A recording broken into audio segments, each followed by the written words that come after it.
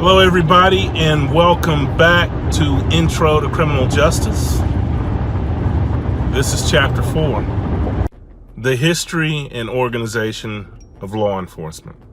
This chapter addresses the history of the police, levels of law enforcement, strategies in policing. I think that you'll find the information on John Dillinger to be of particular interest. In this chapter, we also delve into the early policing in England, early policing in the United States, and the introduction of policing. Pay particular attention to the graphs and charts in this chapter as well. I hope that you learn from this presentation and that you enjoy it.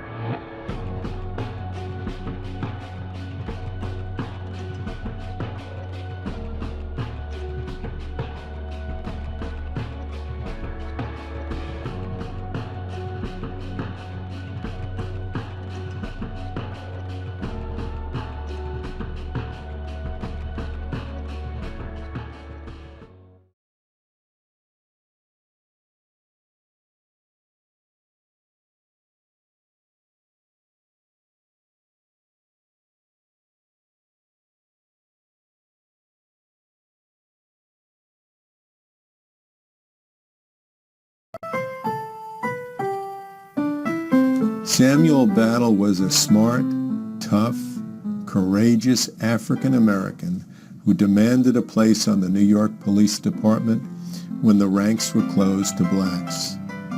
He broke the color line in 1911 and overcame unimaginable hardships to lead thousands of blacks onto the force.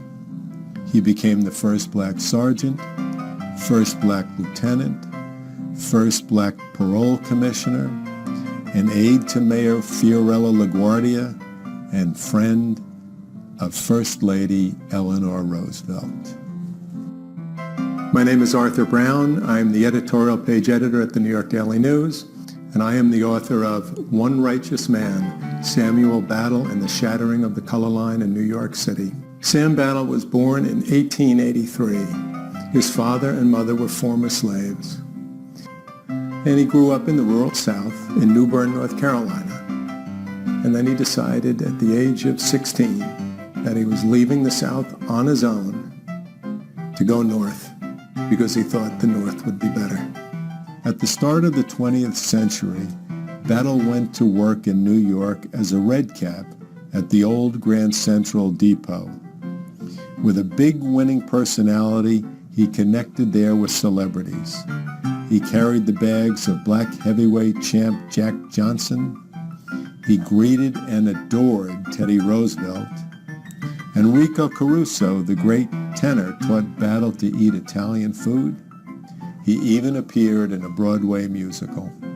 Sam Battle, quite on his own, decided to do it. He wasn't part of an organized effort.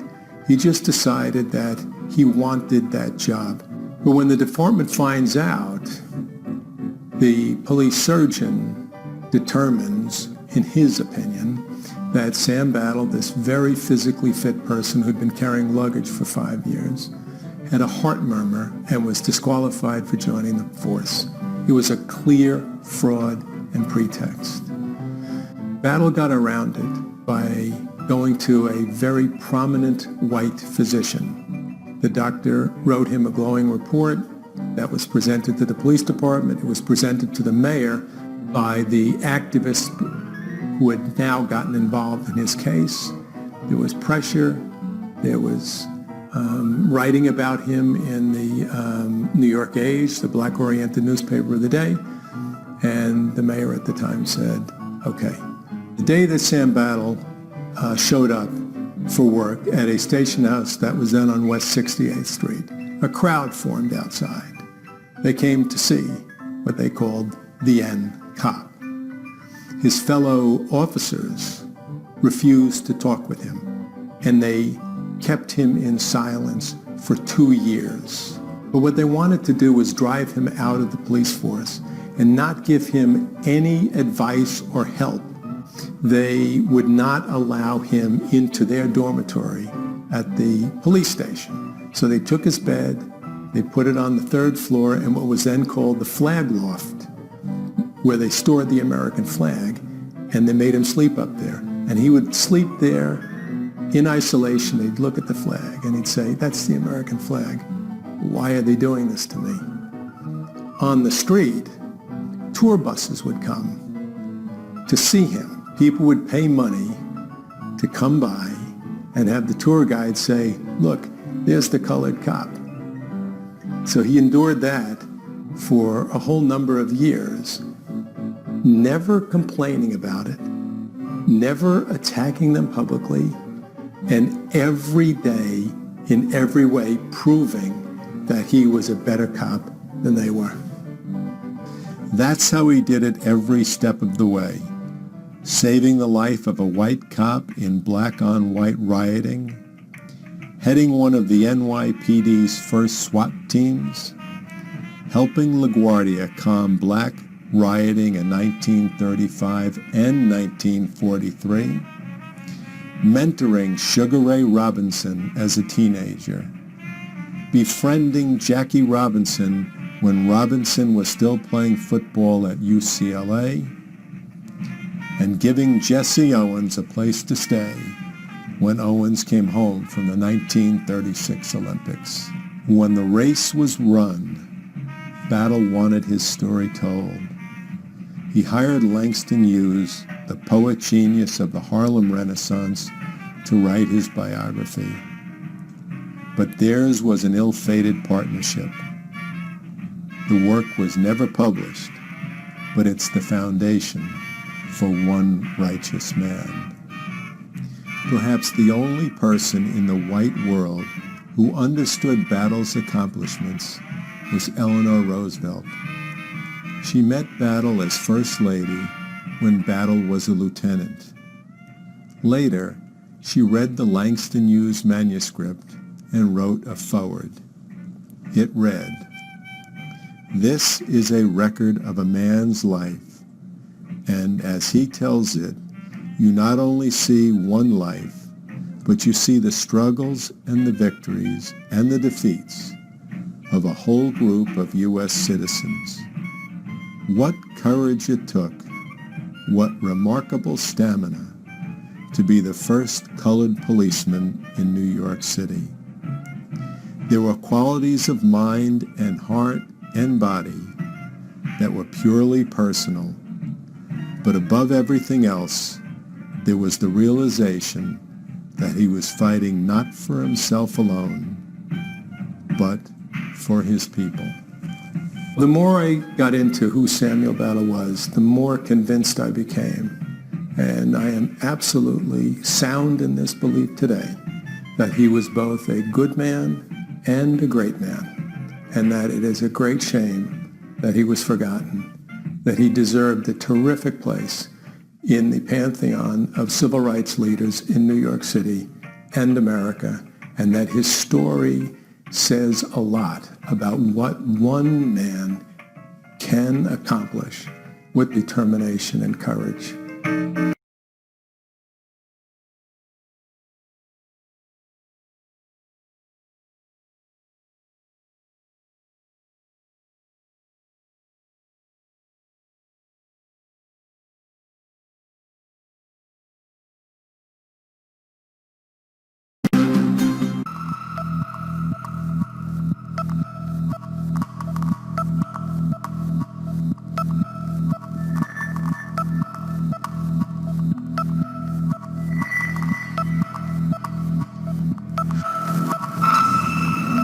The Department of Justice at Washington is the headquarters of the G-Men, where they practice filling gangsters with remorse.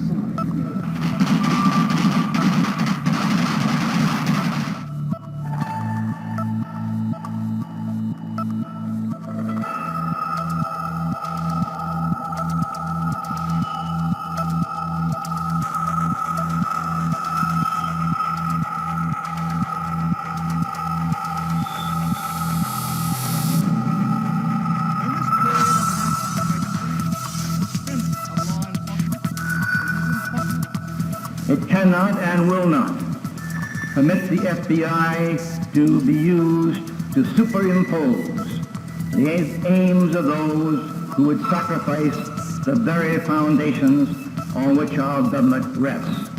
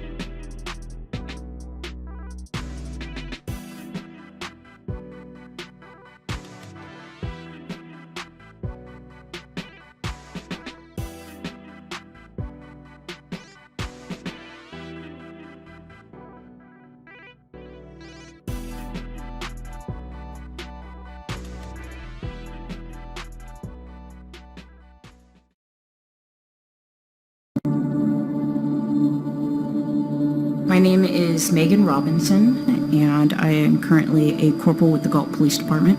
I've been a police officer with Galt Police Department for 6 years, and I've been a police officer for 8 years. I worked here for about 3 years, and I'm currently assigned to the Investigations Division. My name is Linda Brown, and I work in the Records Division here at Galt Police Department. My advice that I would give to any female or woman wanting to become a police officer or be interested in law enforcement is to have a positive attitude, do ride-alongs, make sure that this is the field that you are interested in, and ask as many questions as possible. Never feel that you can't do that. It used to be that basically only men would be in law enforcement for multiple reasons, but in essence, women have a lot to offer law enforcement as well. And there's always that little bit of doubt in your mind, I think, if whether you're a woman or a man, whether you could do something like this, because it seems like it's a very big thing and a very big decision, which it is. But as long as you have a passion for it, you want to help people, and you work hard, you can do it, absolutely. When I encounter the citizens, I don't feel like there's a differentiation between male and female as an officer, and maybe it's because how I present myself. I treat everybody the same. The golden rule is I would treat people how I would want to be treated. So if you give them the proper respect, they'll give you the proper respect.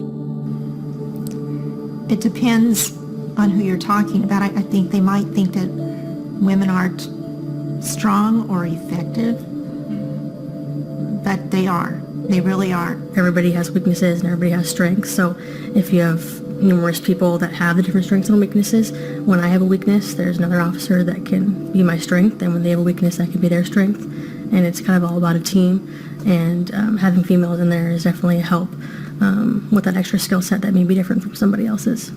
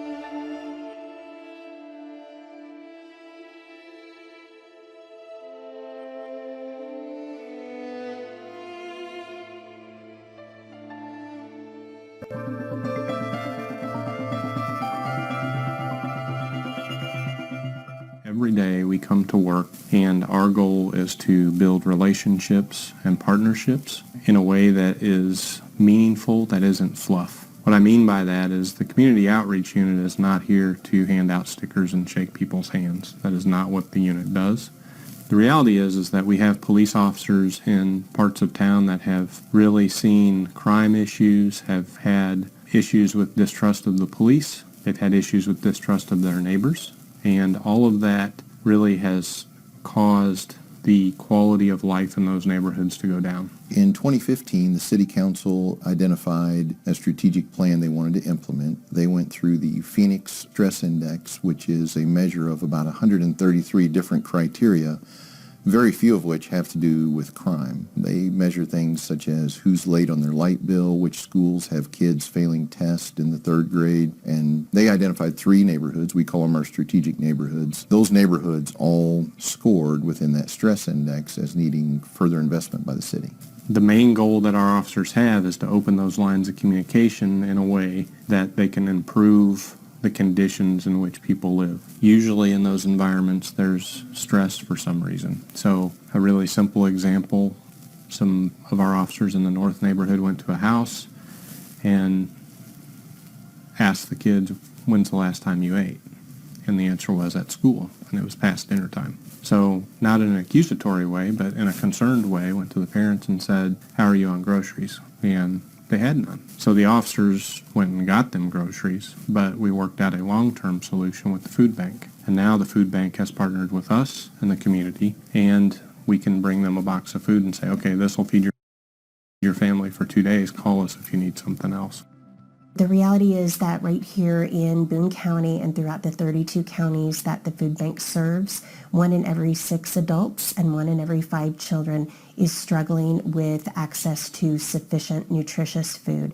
It takes so many different partners to be able to make this work that we do happen. We could not do it without those community partners like the Columbia Police Department, who are helping us to identify where there is need and working with us to be able to eliminate that need as often as we possibly can. This is a 3-year project. So far, there's not a lot of data, but the data we do see is encouraging. Those 3 neighborhoods, calls have gone down significantly. There's some promise that our crime rates will go down. And these were the areas that had the highest rates. These are the areas that some would have called crime-ridden. You know, there are a lot of different definitions of community policing, and really it's just the cops being part of the community that they police. It's really that simple.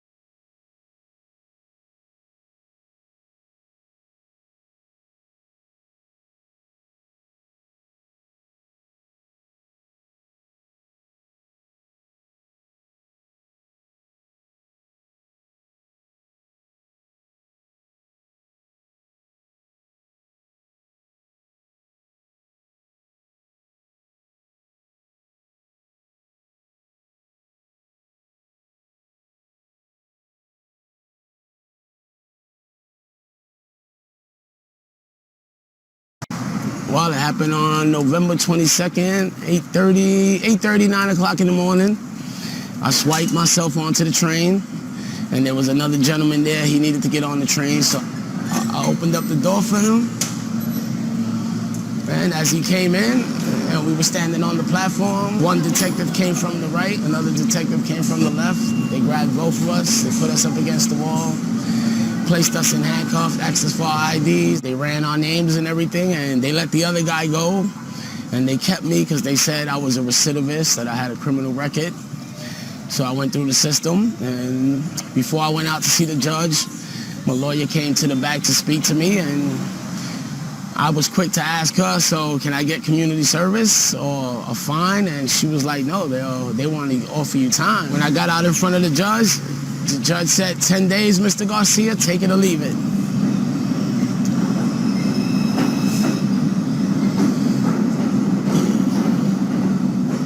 The broken windows theory comes from a magazine article that was published in The Atlantic in 1982. It was written by conservative criminologists George Kelling and James Q. Wilson. Wilson's earlier work had looked at the history of policing and the different styles over time, and he was really interested in the 19th century versions of policing, which were really much more focused on order maintenance than law enforcement. And he felt that that was the direction that policing need to go in the wake of the kind of social unrest of the 1960s and 70s. So a lot of the broken windows theory was driven by these historical concerns and understandings rather than any new empirical research. We usually associate the broken windows theory here in New York with Giuliani. It was the Manhattan Institute, a very conservative, kind of billionaire-funded think tank that introduced him to the idea. He then took that idea and melded it with his neoconservative politics that said that what the city needs is to restore order rather than to engage in any kind of reinvestment in communities in distress, etc. Here in New York, the broken windows took the form of aggressively targeting homeless populations, street-level drug dealing, and over time becomes even more invasive, more aggressive. When I was in there was a lot of other people who was telling me they were in there for the same thing, for jumping the turnstile. And actually there was some people in there who had gotten 20 days. So I started saying like, well, damn, 10 days, I kind of lucked out then in a way. They figure if they continue to, you know what I'm saying, harass people for minor offenses, their offenses won't get worse. But I think that's crap because they continue to arrest the same people over and over. You know, I know guys who came out who got arrested for sleeping on the streets, and a couple of days later they keep arresting them. So I really don't see that as working, you know, because none of these guys that they're arresting, they are the guys that are just sleeping on the streets or people that jump turnstiles. I don't see how that's going to stop people from doing worse crimes. One of the questions about the broken windows theory is whether or not there really is a clear causal relationship between order and serious crime. It's clear that through concerted action, the police can do something about public disorder. The question is whether or not that has anything to do with the homicide rate or the amount of armed robberies. The correlation is not super strong, and the actual mechanisms of causation are not very clear. There have been a number of studies done in the U.S. and in Europe, and the results are very mixed. There are places that show some connection between broken windows and serious crime, but many serious studies in the U.S. show no connection. One example would be that the efforts to get rid of squeegee men and aggressive panhandlers in parts of Midtown Manhattan certainly improved the orderliness of those neighborhoods, but didn't have any effect on serious crime because there wasn't any serious crime in those areas. So here I am walking down the steps towards the scene of the crime. Can I add a trip on this? If you don't have money, these things here, the turnstiles, they're a barrier for anybody trying to get to work, a doctor's appointment. You might have to go get food. You might have to go see your mother. You might have to go pick up a kid, a family member, something. If you ain't got no money, these things are a barrier.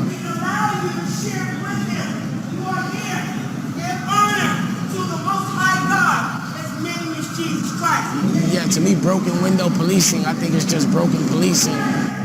The main concern that I have about broken windows policing, which I discuss in my new book, The End of Policing, is that policing comes with a lot of really negative collateral consequences. People who get arrested for low-level infractions run the risk of losing jobs, having family problems, being saddled with significant fines and court costs, and all of this is directed almost entirely towards the poorest members of our community. Officers could have used their discretion to give Mr. Garcia a warning and send him on his way. Instead, they put him in the criminal justice system at a cost of thousands of dollars to the public and undermine his future employability. Here's someone who's had problems with the law in the past, but is employed, is moving in the right direction, and instead of getting support is being pulled back into a system that's going to make him further alienated, harder to get into mainstream society, and potentially more of a future burden on the rest of us. Does it make sense to invest a huge amount of resources in arresting people for jumping the turnstile? Or does it make more sense to try to come to grips with the fact that there are large numbers of New Yorkers who can't afford to ride the train and that we need to develop a system of reduced fare Metro cards, etc.? In other cities, they just give you a ticket. In New York City, they put you in jail. What's up with that?